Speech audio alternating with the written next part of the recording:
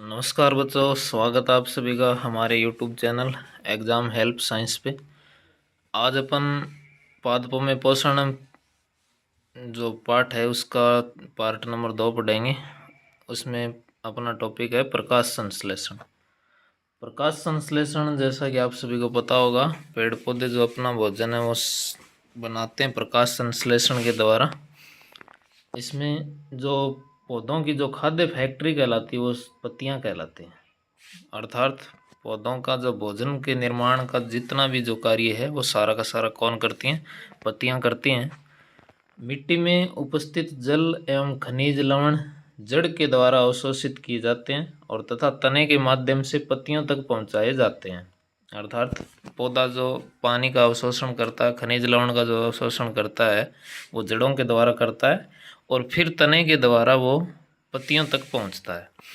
पत्ते की सतह पर छोटे छोटे छिद्र पाए जाते हैं जिनको रंध्र कहते हैं। ये रंध्र क्या करते हैं? वायु के अंदर उपस्थित कार्बन डाइऑक्साइड तथा ऑक्सीजन गैस का आदान प्रदान करते हैं। पत्तियों द्वारा पौधे कार्बन डाइऑक्साइड प्राप्त करते हैं, अर्थात पत्तियों पे जो रंध्र होते हैं उनके द्वारा प्राप्त करते हैं। पत्तियों का जो हरा रंग है वो क्लोरोफिल के कारण पाया जाता है। पत्तियों का जो हरा रंग है वो किसके कारण होता है? क्लोरोफिल के कारण होता है। और क्लोरोफिल नामक एक वर्णक पाया जाता है पत्तियों में, जिसको पर्णहरित भी कहते हैं। आप चित्र के अंदर देख पा रहे हैं एक पौधा है, उसकी जो पत्तियां हैं वो हरे रंग की हैं और सूर्य से प्रकाश इन पत्तियों के ऊपर गिर रहा है और जो पानी है वो पौधा जड़ों के द्वारा अवशोषित करके पत्तियों तक पहुंचा रहा है।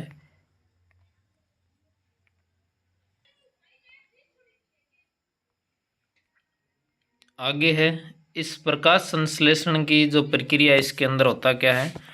क्लोरोफिल सूर्य के प्रकाश को संग्रहित करके और इस पत्तियों को ऊर्जा प्रदान करता है। इस ऊर्जा का उपयोग पेड़ पौधे करते हैं। पेड़ पौधे जल कार्बन डाइऑक्साइड से अपने भोजन का निर्माण करते हैं। क्योंकि भोजन निर्माण सूर्य के प्रकाश में होता है, इसलिए इसे प्रकाश संश्लेषण कहते हैं। अर्थात प्रकाश संश्लेषण के अंदर क्या होता है? पत्तियों के अंदर जो क्लोरोफिल पाया जाता है वो सूर्य के प्रकाश को ग्रहण करता है ऊर्जा के रूप में। साथ में ही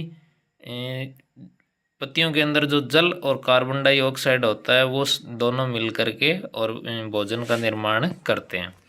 सभी जीवों के लिए जो ऊर्जा का जो परम स्रोत है, चरम स्रोत है, वो सूर्य होता है। अर्थात सारे के सारे जीवों को ऊर्जा प्राप्त कहाँ से होती है? सूर्य से होती है। प्रकाश संश्लेषण के प्रक्रम को अपन निम्न समीकरण के द्वारा दर्शा सकते हैं। कार्बन डाइऑक्साइड के साथ जुड़ेगा जल और उससे निर्माण होगा प्रकाश संश्लेषण की प्रक्रिया के द्वारा कार्बोहाइड्रेट और ऑक्सीजन का। इस अभिक्रिया के अंदर आवश्यक है क्लोरोफिल और सूर्य का प्रकाश। अर्थात क्लोरोफिल और सूर्य का प्रकाश, इनमें से कोई एक भी नहीं होगा तो प्रकाश संश्लेषण की प्रक्रिया नहीं होगी।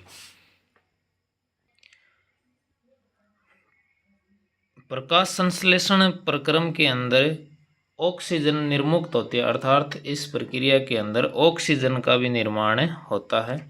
कार्बोहाइड्रेट पत्तियों के अंदर मंड या स्टार्च के रूप में संचित हो जाता है।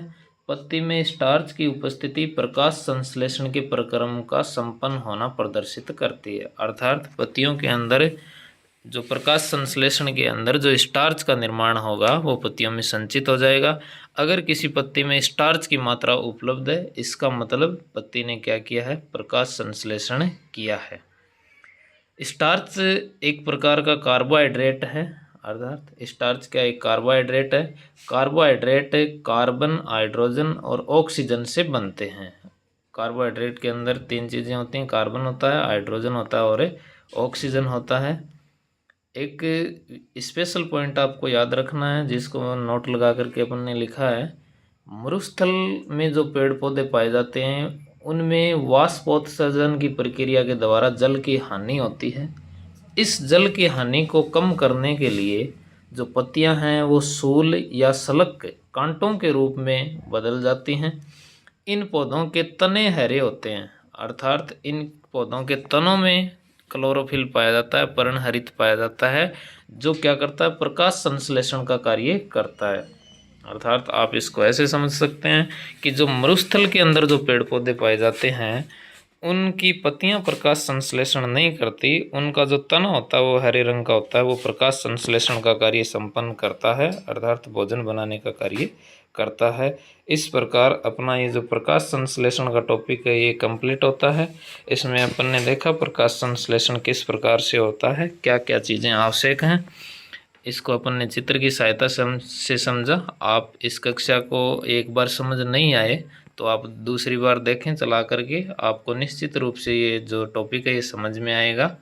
इसका रिवीजन करें। कल अपन ने जो चीज़ें देखी थी उसको भी एक बार दोबारा पढ़ें। इसी के साथ सभी को धन्यवाद। क्लास को एनएमएमएस के जो बच्चे हैं उन तक पहुंचाने की कोशिश करें जिससे सभी को लाभ हो सके।